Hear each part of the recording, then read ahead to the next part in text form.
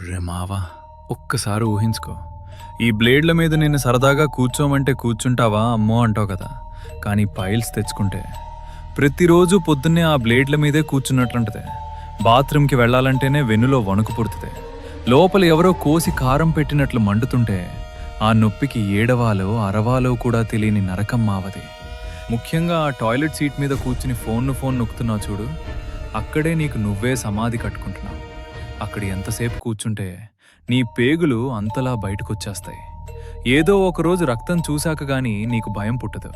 అప్పుడు సిగ్గుపడి దాచుకుంటే చిన్న సమస్య కాస్త పెద్ద ఆపరేషన్ దాకా వెళ్తుంది.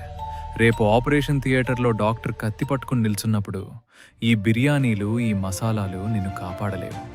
ప్లీజ్ మావా, మసాలాలు తగ్గించు, నీళ్ళెక్కువ తాగు, దయచేసి టాయిలెట్కి ఫోన్ తీసుకెళ్లకు. ఈ వీడియోని నీ బెస్ట్ ఫ్రెండ్కి షేర్ చేయి.